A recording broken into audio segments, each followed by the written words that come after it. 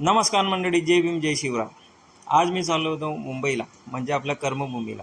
माझ्या सुट्ट्या संपल्या होत्या. तुम्ही बघू शकतात मी ट्रॅव्हलने जात आहे.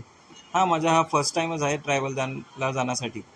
आणि आम्ही पोचलो होतो DSP चौकाला, योगेश ट्रॅव्हलजवळ.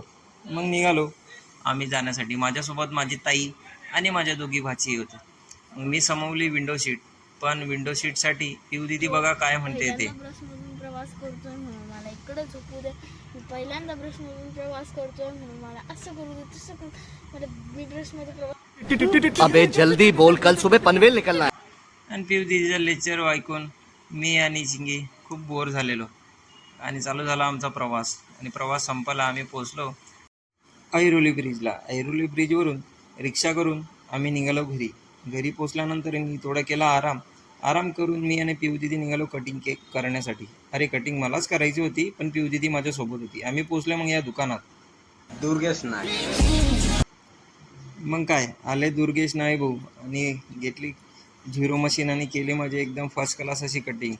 आणि त्यांची मसाज करण्याची स्टाईल तर एकदम वेगळीच होती. एकदा बघा किती मस्त मसाज केली त्यांनी, हेड मसाज.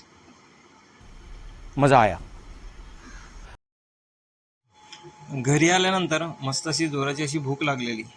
मग मी ट्राय केली आज खिचडी बनवायला. दीदीला विचारलं रेसिपी आणि पिऊ दीदीने मी बनवलं आम्ही खिचडी. मग खिचडीचे मस्त 2 शिट्ट्या होऊ दिल्या आणि मग खिचडी खाऊन आजचा दिवस इथे संपतो. भेटूया माझ्या पुढच्या ब्लॉगला.